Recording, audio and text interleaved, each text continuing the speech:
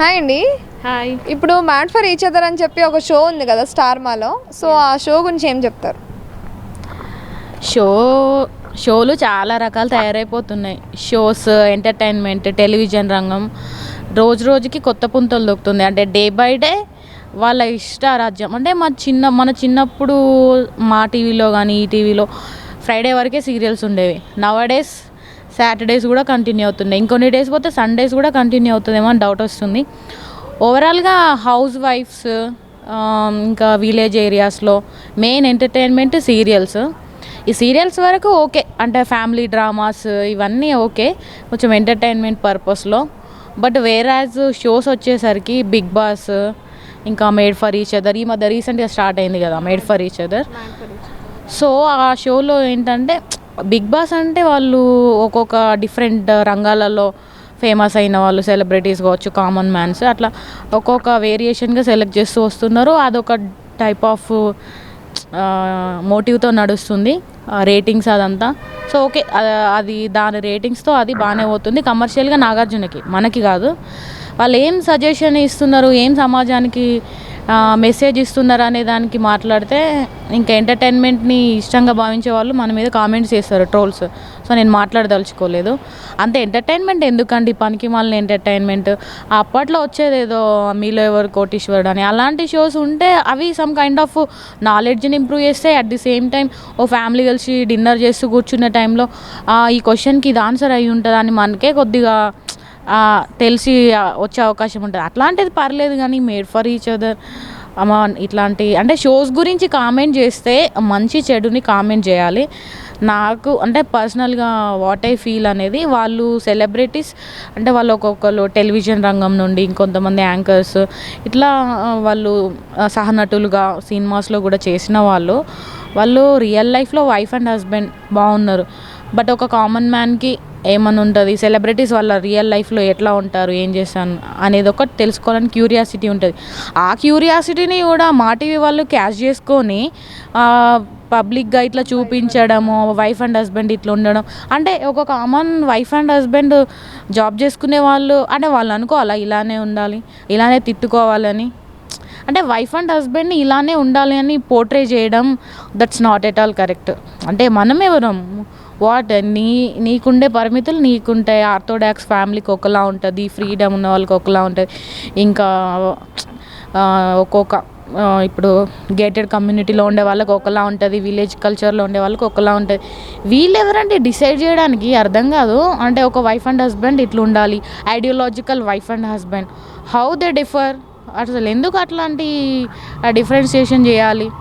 Wife and husband ఉండాలి, good loving and each other understanding, what ever everything, కష్టాల్లో సుఖాల్లో తోడుగా ఉండాలి. ఇట్లాంటి ఇప్పుడు క్రైమ్లు జరుగుతున్న టైంలో అలా ఉండొద్దు, ఇట్లా ఉండాలి మనం అనేలాగా ఒక చిన్న మెసేజ్ ఇవ్వడానికి, అది చూస్తున్నంతసేపు సరదాగా నవ్వుకోవడానికి, అరే వీళ్ళు సీరియల్స్లోనే కాదు బయట కూడా బాగున్నారు అని అనిపించేలా ఉండాలి. కానీ ఆ రొమాన్స్, ఇంకా ఆ తిట్టుకోవడం, వాళ్ళు ఏంటంటే అసలు అది ఆ రేటింగ్స్ కోసం తిట్టుకుంటున్నారా, వాళ్ళకి నిజంగా అనిపించి తిట్టుకుంటున్నారా, ఇది రియాలిటీ షో లాగా అని చెప్తూ కూడా కొన్ని రియాలిటీ షోస్, అంటే ఇదని కాదు, కొన్ని షోస్ వాళ్ళు ఏంటంటే అభూత కల్పనలు పెట్టి మొత్తం ఓన్లీ అండ్ రేటింగ్స్. మా TV is 100% rating oriented channel. అది ఈ మధ్య అందులో కమర్షియల్ యాడ్స్ కూడా, అంటే ఎడ్యుకేషన్ ఇన్స్టిట్యూషన్కి సంబంధించినవి, మెడికల్కి సంబంధించినవి, ఇంకా టూరిజంకి సంబంధించినవి, అంటే టైప్ ఆఫ్ అన్నిట్లో చొచ్చుకుపోతుంది. ఇక మా టీవీకి ఎక్కడ అడ్డు లేదన్నట్టు. అంటే న్యూస్ ఛానల్స్లో కూడా పోటీ పడుతుంది మా టీవీని వింటుంటే ఇక మళ్ళీ నా మీద ట్రోల్స్ వేస్తుంది కావచ్చు, అది డిస్క్లైమర్ వేయండి. అంటే నాకు సజెషన్ ఏంటంటే, మెసేజ్ ఇవ్వకపోయినా పర్వాలేదు, కాకపోతే రెచ్చగొట్టే విధంగా ఉండొద్దు. వైఫ్ అండ్ హస్బెండ్ అంత అశ్లీలంగా చూపించొద్దు. ఏదన్నా విత్ ఇన్ ద ప్రెమిసెస్ ఉంటుంది, వాట్ దే ఆర్ డూయింగ్ అసలు ఐ కాంట్ అండర్స్టాండ్. సో ఇలాంటి షోస్ని ప్లీజ్ జనాలు కూడా ఎంకరేజ్ చేయకండి. మన ఎంకరేజ్మెంట్ వాళ్ళకి డబ్బులు తెచ్చిపెడుతుంది. ఏంటి చూడండి, మీరు ఏదైనా యూస్ఫుల్ కంటెంట్ని చూడండి, ఆదరించండి.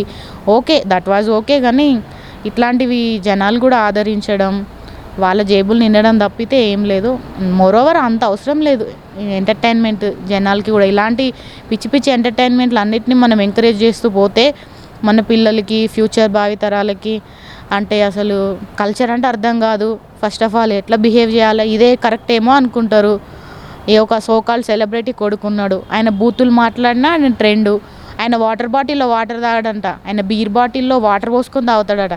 ఏమి ఇస్తున్నాడండి వాళ్ళ నాన్న, ఒక ఫేమస్ ఒక స్టార్, సీరియల్ స్టార్.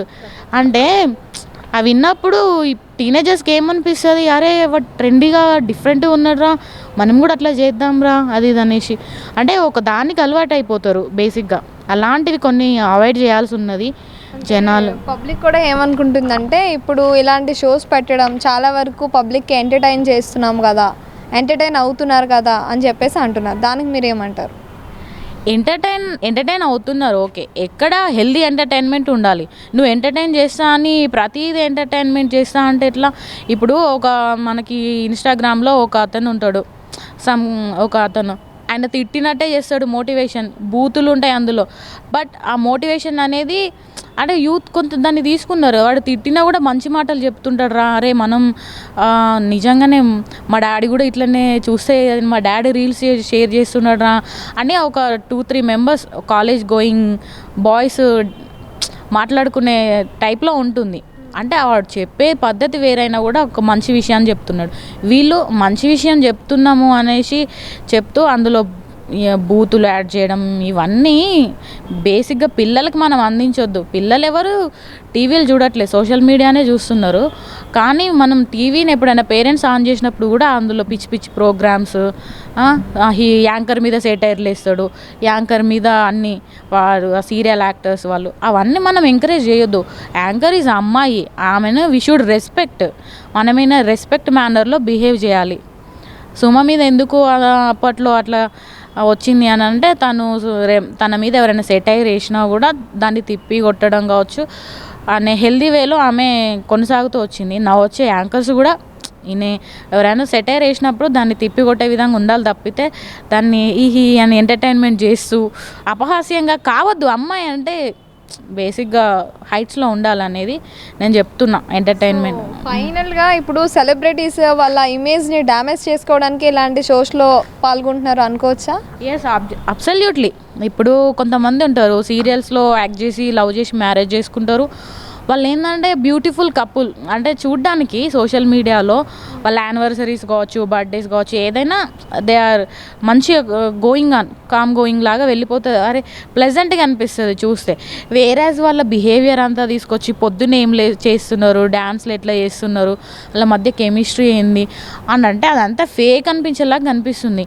వాళ్ళు వచ్చి వాళ్ళ రియల్ లైఫ్ని టీవీలో చూపించుకుంటూ డబ్బుల కోసం రెమ్యునరేషన్ వస్తుందని వాళ్ళ మీద ఉన్న ఒక కొంత కన్సిడరేషన్ని పోడగొట్టుకోకుండా ఉంటే బాగుంటుందని నాకు అనిపిస్తుంది.